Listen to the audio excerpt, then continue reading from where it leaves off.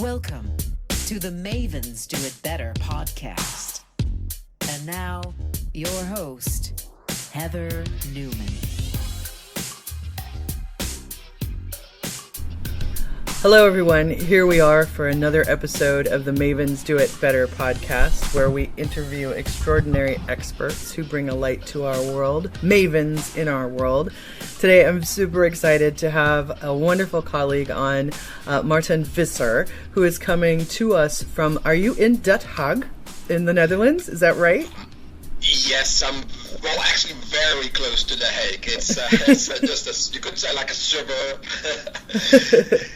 Awesome. But yes, The Hague, the Netherlands. Yes, I've actually been there, believe it or not. So I took a driving trip on a site visit, and I drove there, and I went to Gouda, or Gouda, as we say here, the place that makes the yummy cheese. So I know your area very well, actually. Funnily enough. That's good. Yeah. Well, I'm super excited to be here in your show and have a nice conversation. Absolutely. Yeah. Maarten and I have known each other for a long time now, both working in technology together, in SharePoint land together, in, I would say, digital transformation land together, seeing each other at many events. I'm trying to figure out when we met. It's been a while.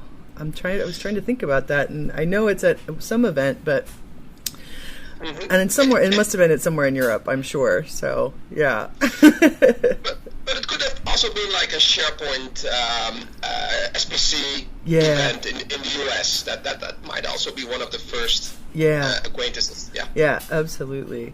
So and something else to announce that's really fun is that Maarten and I are both community reporters for the upcoming Microsoft Ignite conference, which is the largest conference for IT pros in the world, and that is coming up starting on November 4th. And Maarten, will you tell everybody what the community reporter dealio is? Will you tell everybody about that? You mean like what the story is about us being Ignite community reporters? Yeah, absolutely. Yeah, well, I guess we're part of the live stream where it's multi-day, and we will be interviewing people about certain technologies and certain things happening in the community, or specific Microsoft events happening, and we are out there doing interviews with Microsoft employees and MVPs and getting some quality content out of whoever we're talking to. Yeah, and attendees and sponsors and all as well, I believe. So it's sort of we'll have scheduled things that we're doing during the live streaming and catching sessions, but it's also part of the community reporter charter to capture as much content and talk to as many people as possible. And Maarten and I I think that was SharePoint conference maybe, when you brought your kit, and we were at a Microsoft Teams mixer, and Maarten grabbed me and said, "Hey, would you want to be on a video?" And I said, "Sure." And I was so impressed with your setup and how you do things. That you made it look effortless, I thought. So how long have you been doing video and that kind of thing? Well, if we go back down that road, I would like be an 11-year-old. Getting a can from my father, and just back then when I was 11, the video cameras were the size of almost the same size as the professional ones now that you have that they're using for TV. Yep. So as an 11-year-old, I hit the streets with my friends, and we put stickers on the camera from a famous TV show locally. Oh. And then we even then it was so funny. I'm talking early 80s here, where we were interviewing people, and they actually thought that we were the real deal, interviewing them for this show. Wow. Because it was also a youngster show. Right. And just walking the streets with a big camera made you look authentic in being from TV. So it goes back that far, and when I was a teenager, I was always the funny guy who was traveling with a video camera when we actually went like for parties or specific events. So I have a long range of videos that I was doing. Wow. We're also making fun, so like we're like recording sketches and these kind of things. Mm-hmm. But regarding real like doing videos and recording videos for Microsoft events, it really started in 2015 when I took that started to trial and do that seriously. But then I tried some stuff, but it didn't really took off, and I ignored it again. And then about 3 years ago, was it? Or two years ago, when LinkedIn Video was announced, I thought this is going to be my platform. Right. So 2 years ago, and that was like Ignite 2017. Then I really started doing that actively, and since then I am also having weekly or monthly videos, or when there's an event or when something, an important announcement happened. I started doing recording. So, yeah, more seriously for the past 2 years. Yeah, that's super cool. Yeah, my dad had a VHS camera that he would carry on his shoulder, and he recorded all of my, plays and, musicals in high school. And I give it up to that man, and it's probably the reason his shoulder hurts him to this day. So, oh my goodness, I know what you're talking about. Yeah, that's super cool. Yeah, it was neat to. It's always neat to see how other people, do capture and set things up, and whether you're podcasting or whether you're capturing, videos, and I think in marketing and in the world, like these bite-sized videos are de rigueur, if you will, just to grab some awesome content and put it out there. That's super cool. And in your background, you were a communications major and business back in the day as well, right? Yeah, that's correct. Yeah, that's awesome. So like I told today to some, I was at the Microsoft Teams Airlift event today, the first day here in Amsterdam. And for some reason I started chatting with one of the Microsoft employees who is responsible for the design of Microsoft Teams and all the interaction, UX. Cool. And for some reason I also started talking about my original university that I went to. And the funny story there was that the year that I got in was the year that HTML and the World Wide Web basically was announced, or became available, HTML 1.0. So that was great. So that's a long time ago. But communications, like the first year I started to do that university, it was a very modern school, and they changed the module about developing video text systems. I don't even know if that would resonate in the US, but these were these systems you could have on your TV, or you can dial into them with your modem. You had a number system to navigate through pages. Mm-hmm. And that first year, they changed that to developing HTML pages. Oh, okay. Wow. So I always refer to myself as like 50% geek, 50% business person. so that will never leave. So I love technology and finding the boundaries and what can be done and achieved with cutting edge technology. That will never go away. Yeah. And you started in SharePoint land, around 2001, 2003? I'm not sure. When was your start in the SharePoint world?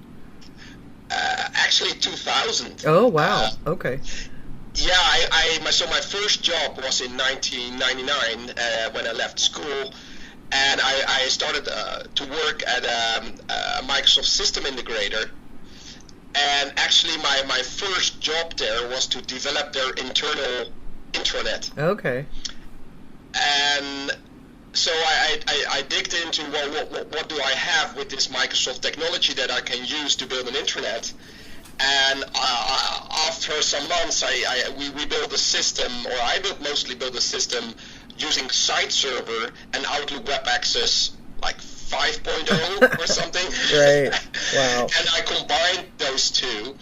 And then at some point, I became a business consultant, technical consultant, building these kind of things like workflows on Outlook and portals using this. And then in 2000, like a year later, I got my hands on the Tahoe, the SharePoint 2001 beta, and that's when it started. Right, and you've been deep ever since. Yeah, I've probably had like every imaginable role within the SharePoint project, and from mostly, of course, the most value I can provide as a business consultant, really transforming organizational needs to the technology that could be used to support those needs. But I've done deep IT Pro, multi-farm, clustered SQL installations. I've done project management. I've done solution architectures, migrations, any possible thing. I stopped doing most of those because, yeah, like most people, some things you can do pretty well and some you're not that good at. But yeah, it's been a while, and it's been an amazing journey. Yeah. Most of the time, not really feeling like work, but just building cool stuff with nice technology. Yeah. Of course, always surrounded with SharePoint workflows or InfoPath, or there's always multiple nodes attached to it. But yeah, SharePoint has been the North Star in almost everything I've done for the past 20 years. Yeah, I hear you. It's definitely been a star in my life as well, for sure. So, and you and I have a mutual love of music, dance music specifically, and I was seeing that you were building an e-commerce platform for dance music. What was that all about? Yeah, so I was talking 1993 when I had my first year on my communications and communication systems major.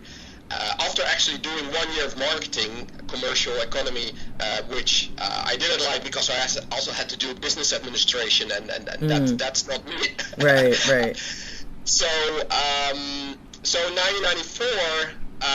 We had this. Well, I was reading Wired and getting all psyched up about this global village and what we could do with it. And back in those days, I was part of the what we called house music. Yeah. So when I was like 15 years old, house music here in the Netherlands was really like the underground movement. It was really like, it had the feeling like it was like an alternative movement, and it was a great time to be in as a teenager. Sure. Where we had these illegal raves, and we had these big first parties, and of course I had these beautiful computers sitting at home. I was a Commodore guy, so back in those days I had a Commodore Amiga. And I was listening to that music since 1988, when first we had New Beat coming from Belgium, and then we got these, for the Vibes from Chicago. Yeah. Yes, so much great music. So that's the music I loved and grew up with. And of course, when I was like 15 years old, I got to my first parties, and I was hooked from the start. But then, of course, you had these trackers. These sequence where you could load in samples on your Amiga, and you could start making music with them by sequencing those beats and making your own samples and of course sampling other records and old hip hop and all these kind of things. So at one point I think it was like still 15 years old, and we had this party at school. And somebody said, I heard you talk about doing music with your computer. Could you make like a theme for the school party? Oh. So then I got a little bit more serious about it, and I made this track, this house music track and with some samples, me yelling about the name of the party and some funny other things, and then they played it during the party, and everybody was like, wow, and you have to do more of this, and good, and okay.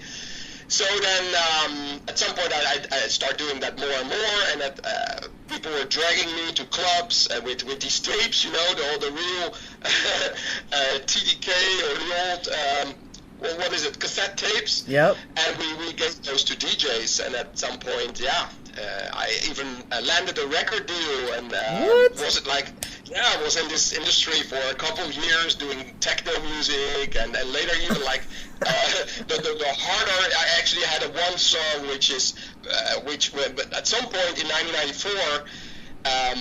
We were like looking how hard could you make this music? Like what are the limits? How much BPM can people take?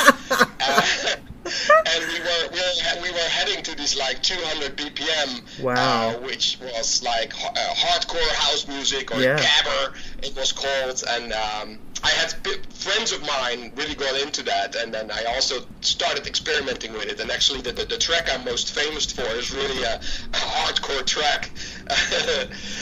So that's funny. That's a funny story. That's hilarious. That makes sense to me, knowing you. And when we are at these events, that we definitely enjoy a dance floor. So yeah. But I didn't know the whole backstory. That's amazing. Wow.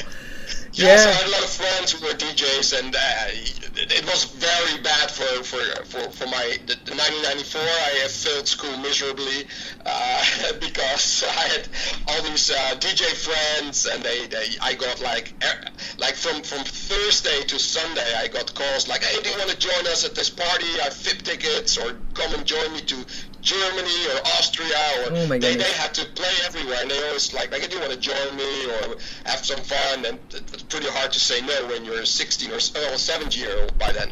Yeah, no, absolutely. Yeah, no, I definitely, I've been to my fair share of those parties and raves myself, so yeah. But yeah, I think my influence definitely was the deep house that was coming out of Chicago, because I went to high school just outside of Chicago, and so I was exposed to that music fairly early too, and just loved it. I think so. Miguel Miggs was here recently, and I think you say Marquez Wyatt. He was here as well playing. So yeah, they're resident DJs here, which is kind of amazing. But that's kind of Los Angeles, if you will. But yeah, it's super cool. Wow, I didn't know all that. Thank you for sharing that with everybody. That's cool. I always like to ask folks about technology, and obviously we've been talking about tech anyway, but I think what is something that, like, I don't know, maybe we should talk Teams for a minute, because that seems to be the hot new thing that's coming out of Microsoft. But what is it that you really like about Teams, since we're sort of all up in that right now? Is it what strikes you as the best thing about it? Well, I'm going to say three things So the first one is always being into SharePoint. There were user adoption limitations to SharePoint due to the fact that like the average user had serious problems navigating multiple sites through the web browser. Mm-hmm. So one of the success points of Teams is, of course, the ability to have a desktop app with a more clear way of navigating multiple collaboration environments. Yeah. And now that people are used to Facebook Messenger and WhatsApp in navigating multiple group threads and conversations, they got this way of navigating multiple contexts to collaborate in. Their school context or work or family. So that grew over the past years, and there's billions of people on both Facebook and WhatsApp. So it's like everybody in the Western world at some point currently has a smartphone and is using Facebook Messenger or WhatsApp, or maybe a similar. If you're in China, it's one of those Chinese platforms. WeChat, I think, is very big there. So everybody knows how to navigate group conversations now, and now we have this brilliant desktop app which allows us to navigate those collaboration environments. And of course, these are still underneath. Everything is SharePoint. All your files are stored in SharePoint, and of course, you have persistent chat put on top of it, which is great. So, but that is a very important from a UX perspective. That brings a lot of adoption, and that's why it's the most successful application ever for Microsoft regarding growth. Yeah. It's basically due to this number one fact. Yep. And I really was naming the second point I want to point out, which is mobile. Yeah. So the fact that we have this application in our pockets, and we can do the same quick navigation and jump towards a specific collaboration context and open a document, have a conversation. That's extremely powerful, and sometimes even not being given enough attention now how important it is to have this great mobile app that does it. So, and then the third thing would basically be the fact that we're now able to collaborate into contexts, which is a project context or a campaign or a department or a knowledge area, to have those key collaboration dimensions basically, and have everything like chat and files and applications in that context. Yeah. Absolutely. I agree with your 3 points wholeheartedly. Yeah, I do. I love it.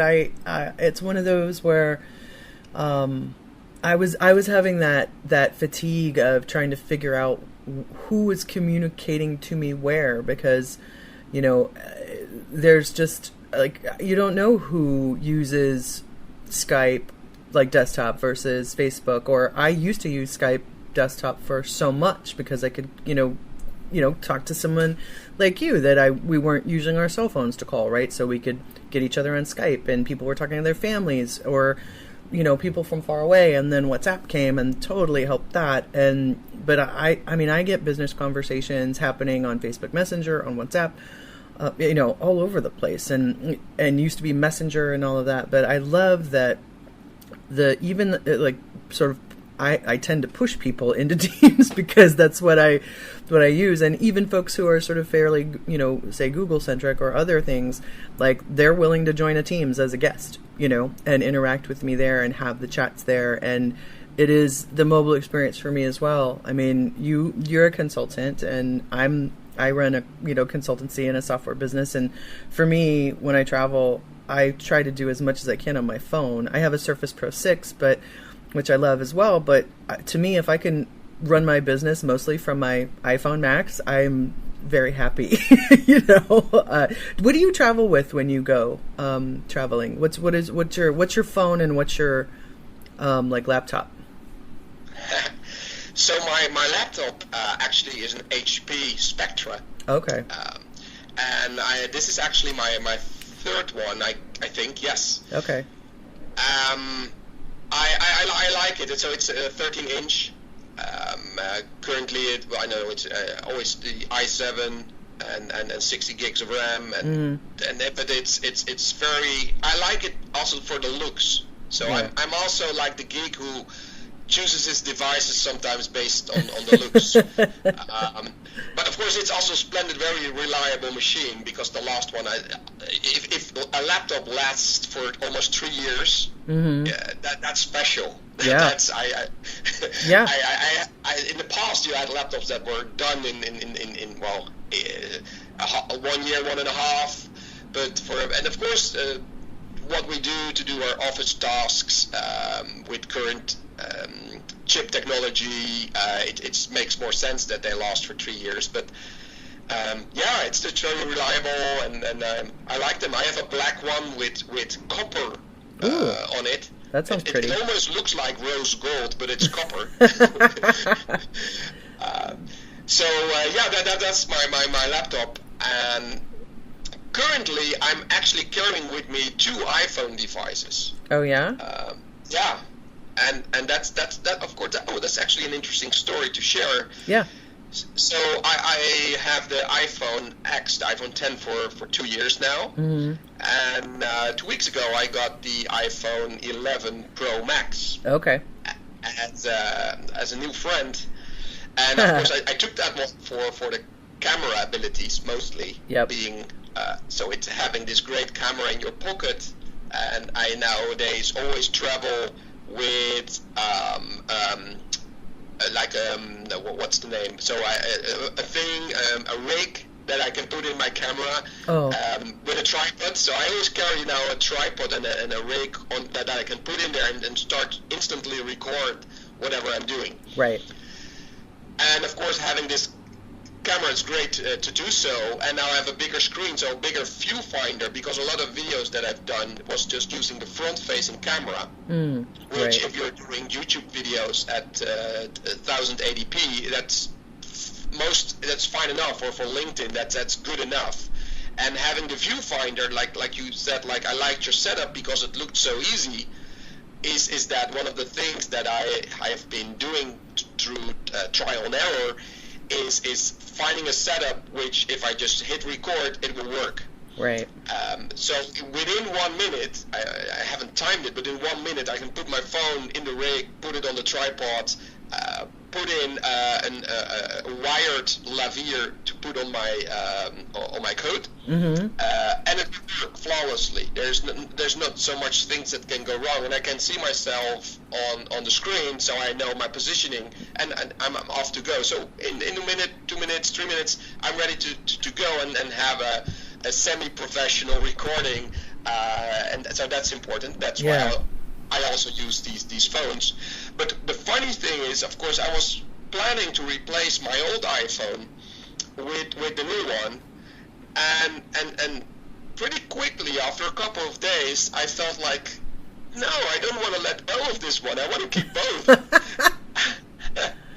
And one of the funny reasons is the app that I'm using to do recordings, Filmic Pro, also allows to use a second phone to do a secondary screen. Oh. And I've been doing that with an iPad, but then I have to get out my iPad, and now I have just this other phone, which can also be the viewfinder, so I can use the camera on the back, which will even have more quality, and use the viewfinder on my second phone. Oh. The second thing is that I'm starting to use the big one, the Max, the 11 Pro Max, as a PDA. So in the past, I have always been traveling with a phone and a PDA, and that even goes back like 25 years, maybe even longer, when I had this Xeon 3A, right, which was like this foldable device that allowed me to do note taking and have my agenda and contacts in it. Yep. And ever since, at some point, these were replaced by Microsoft mobile devices. So I had multiple of these Microsoft mobile devices to do the same workload, in like taking notes. And at some point they had pens, and I did writing on it, but mostly it's just note taking and agenda. Which was pretty crappy in the beginning days. Of course, if you had a traditional Nokia phone, these agendas were very crappy, and forget about note taking. So of course, with iPhones, at some point you could do note taking there. But so the interesting thing that's happening now is that I'm traveling with two iPhones, and I'm using one primarily as a PDA and a camera. Right. Wow, that's so interesting. Yeah, you just made me go, because that 11 does look pretty sweet. So yeah, we'll have to see about that. But no, that's super cool. Thank you for sharing that, because I think we're always sort of looking for the better way. And I know that, I haven't really dug into the whole Microsoft Surface announcements that came out, but all of that was really exciting as well, and puts another beautiful wrench into what we all have, I think, coming into the holidays, for sure. And yeah, and I can imagine that one of these phones will get replaced by the Neo or the Duo. Yeah, so probably that will make sense. So probably one of these phones is going to be replaced next year by the Surface Duo. Yeah, I know. I can't wait to kind of get my hands on some of that stuff too. So, so one of the other things that Maarten and I were talking about, and kind of going back to our positions as community reporters is, he and I both, I think, have been talking to other people who've done it in the past and watched other friends do it in the past. And it's a job where you're running a lot during the week. And we decided, we talked the other day, and we said, hey, we're both doing this and we both enjoy each other's company. And so Maarten and I are going to do some teaming up for the community reporter positions we have, and see if we can help each other and, with setups and interviewing people and all of that stuff. And thank you for saying yes to that. I'm really excited about it, by the way. Me too. Yeah, I'm really much looking forward to it. And there's just one primary goal, and this is to make it a good show. Yep. Right? Yep. Absolutely. And that's also having a buddy to do some psyching up before the interview. Yeah. You can do it. Yeah. Go wild. Yeah. Absolutely. So that's going to be fun for sure. Yeah, I'm excited about that. And working with all of our community reporter buddies. There's 10 of us, by the way. And if you follow myself or Maarten on social media, we've posted lots of information about the other community reporters, and there's actually a Twitter list on my at Creative Mavens account, so you can just easily follow all the Ignite reporters for 2009 if you are a Twitter person. So that'll be kind of fun if you want to catch us all there, all 10 of us, and what we're doing. And people are starting already. There's interviews up already on many folks' YouTube channels, and people are catching them at both the teams' airlifts that are happening, the one that was in Bellevue and the one that's in Amsterdam this week. And there's probably going to be more content coming out before the show, as well as live and at the show as well. So that's going to be really cool. Maarten, the last question of all of our podcasts is talking about sort of looking at, your career and your consultants and, coming up in the music scene and all the things you've done. I'm wondering if you would share with our audience something, someone or an experience or, that really sparked you or inspired you to get to where you are today with us. Yeah, and I gave that a little thought when you mentioned that you would be asking this question. Yeah. And actually, the funny thing is here that I'm getting sparks every week. So the funny thing is I was thinking about it for a minute when you mentioned this, and there was no particular occasion or person that came up. But I get inspired by people on a weekly or a monthly basis. Yeah. So when I was doing music, it could be like Underworld as a UK band that I was seeing live for the first time, and was amazingly inspired by the music they were producing live. And I just said, like, wow, these guys understand how this is done. I want to try to come closely to whatever they were doing, and I was very much inspired by their music. And when I was at my first Microsoft conference, I saw people speaking about a certain technology, and I thought, wow, these people really know how to give a quality presentation. I want to learn how to do that. Yeah. And so I'm not like having a real particular hero that I had, but I had multiple mid-level heroes throughout my life, which sparked my energy to push myself to a next level in whatever I felt like that was something that I wanted to do or become better at. Yeah. So it would also be books, just authors of great books who helped me become aware of certain things and say, like, yeah, this is the way that I want to lead my life, or change certain behaviors, or so and that's funny enough, that's a certain period where that's like a sender, and at some point something becomes a habit, or it doesn't, or I change direction, and it could be the next thing. Right. So that would be my answer. So I've picked my influencers and throughout my life, and many of those have decided certain change points in how I approach life and behave during the day. Yeah, sparks and inspiration all around and as they come. I love it. That's great. Awesome. Well, cool. Well, Maarten, thank you. And thank you for being awesome and being such a great friend, just personally. Appreciate that very much. Well, right back at you. Oh, thank you. Thank you. So, Maarten and I will be community reporting and soon, and starting up some more of our own stuff, probably pre-show, and then definitely at the event. He's on Twitter at MVISSER, and I'm Hedda, HEDDANEWMAN. And yeah, we're going to go have a really good time in Orlando, Florida, and help each other make some beautiful content for everybody. So, Maarten, thank you for joining us today. I really appreciate it and sharing with our audience. I was very, very happy to do so. Oh, thank you. Thank you. And I'm very much looking forward to the Ignite show. Awesome. Well, and say hello to everybody there in Amsterdam for me. So give them a wave. Give them a Heather hello, if you would. So that's great. Cool. I will. Awesome. Good. Yay. All right, everybody. That has been another episode of the Mavens Do It Better podcast. And we are coming to you from many different channels, your favorite podcasts. Go check it out. Please give us a follow. We love 5-star ratings on iTunes if you happen to feel so moved. And here is to another beautiful day on this big blue spinning sphere. Oh, yeah.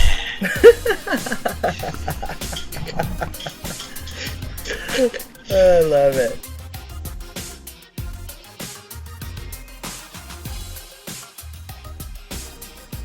The original music on this podcast was created by Jesse Case.